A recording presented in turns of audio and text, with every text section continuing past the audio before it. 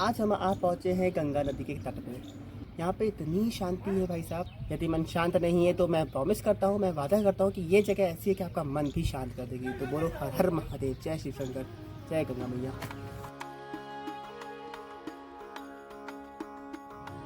काशी से शुरू हुई मेरी यात्रा, जहाँ मैंने खुद से मुलाकात की थी।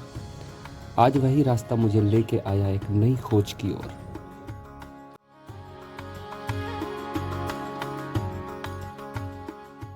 सभी को जय माता दी।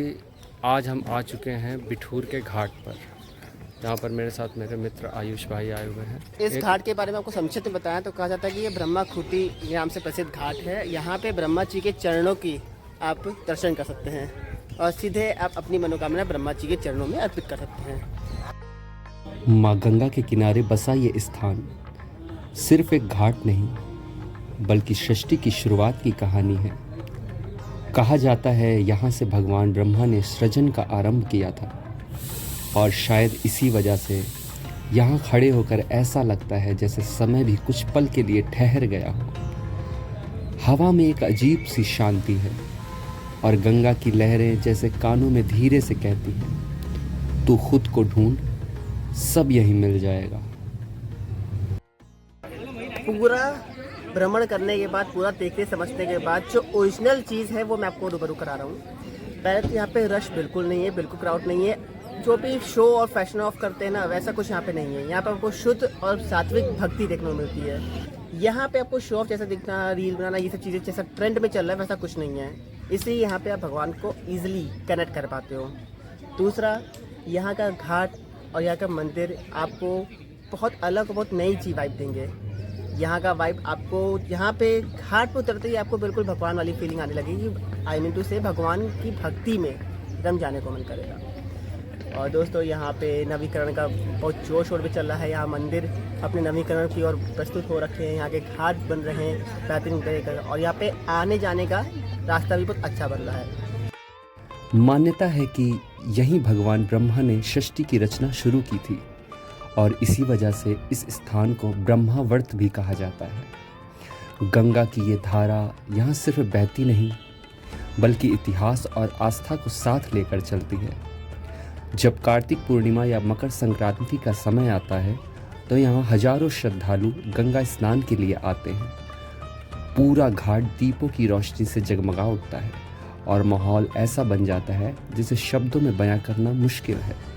यहाँ की शांति, यहाँ की हवा और गंगा की लहरों की आवाज़, ये सब मिलकर एक अलग ही अनुभव देते हैं।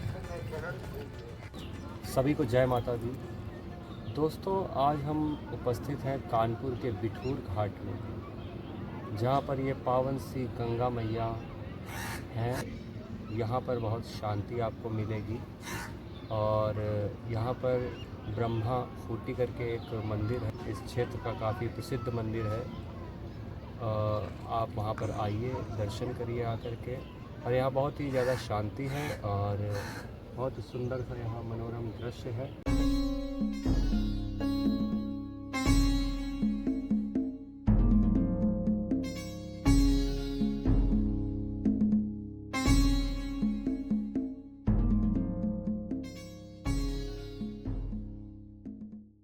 मैं और शिवा आप पहुँच गए कानपुर के इस्कॉन टेम्पल में। जैसे ही यहाँ प्रवेश करते हैं, एक अलग ही ऊर्जा महसूस होती है। मृदंग की धुन, करताल की ताल और भजनों की मधुर आवाज़, ये सब मिलकर ऐसा वातावरण बनाते हैं जहाँ मन अपने आप शांत हो जाता है।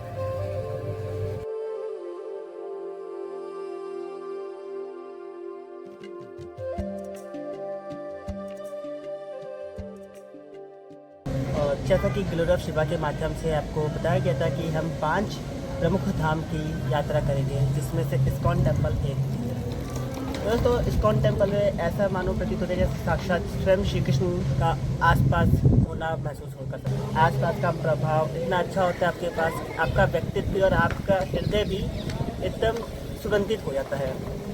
मेरा आप लोग से अनुरोध है, कानपुर वासियों से और लखनऊ वासियों से, कि एक बार आप इस्कॉन टेम्पल जरूर विजिट करें। हरे कृष्ण। आपको पता है, इस्कॉन एक ऐसी संस्था है जो लोगों को कृष्ण भक्ति से जोड़ रही है, और इसी इस सारे इस्कॉनों में एक इस्कॉन ये है।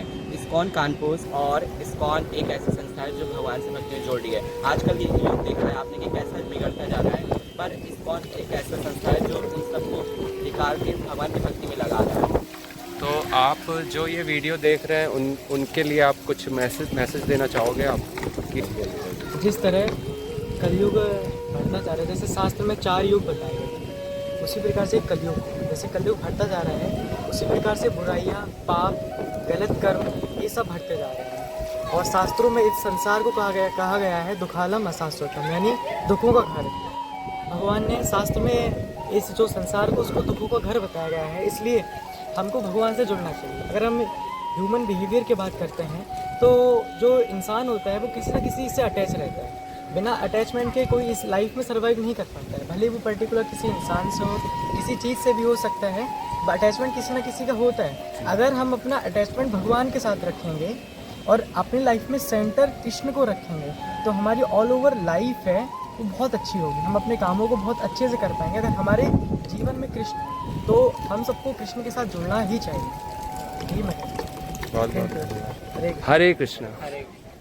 हम लोग पनकी धाम की ओर जा रहे हैं और मौसम पूरा थोड़ा सा मौसम ने थोड़ी सी अपनी करवटें बदली हैं। जहाँ बेहतरीन मौसम था वहाँ और नज़ारा खतरनाक बनाती है। एक तरफ काला मौसम, एक तरफ सफ़ेद हो रखा है। ये देखिए इधर पूरा काले बादल आ चुके हैं और इधर पूरे सफ़ेद बादल, और ये देख सकते हो आप, ऐसा लग रहा है बहुत भयंकर तूफान और बारिश होने वाली है। मैं आपको आगे और ले चल रहे हैं पंकीधाम। जी हाँ दोस्तों, पंकीधाम की ओर रास्ता हम लोग पूरा कर चुके हैं। मौसम बहुत ही बेहतरीन हो रखा है और यहाँ पे रास्ते में हम लोग को बेहतरीन महायोगी महाशिव के दर्शन होने मिले, जो आपको दिखा रहे हैं। इसके लिए हम लोग बोलेंगे कर्पूर गौरव करुणावतारम संसार सारम भुजगे धारम सदा वसंतम हृदय रविंदम भवम भवानी सहितम नमामि नमो नमः।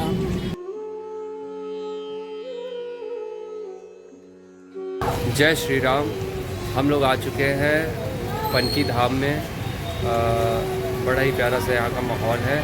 थोड़ा लेट हो गया है क्योंकि बारिश होने लग गई थी। तो आइए आपको दिखाते हैं बाबा का दरबार। इसके पहले मैं 1-1.5 साल पहले यहाँ पर आ चुका हूँ और अभी काफ़ी डेवलपमेंट है। बस थोड़ी साफ़ सफाई का यहाँ के जो भक्त हैं उनके ऊपर डिपेंड करता है।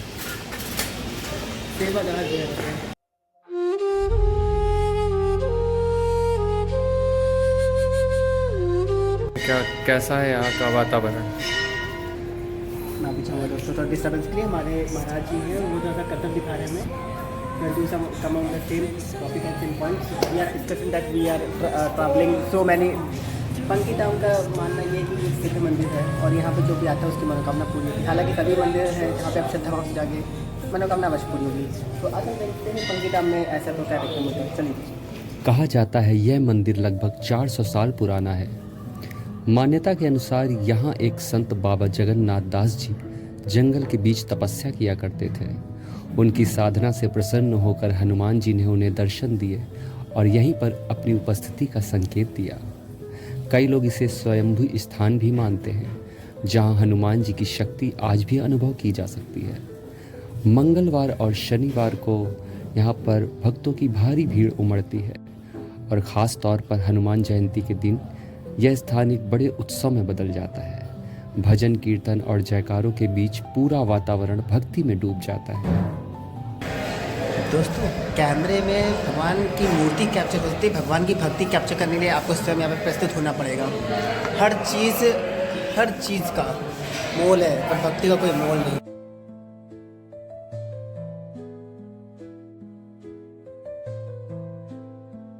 भक्ति का ये सफ़र अब मुड़ेगा उस दिशा में जहाँ राम बसते हैं, अयोध्या धाम।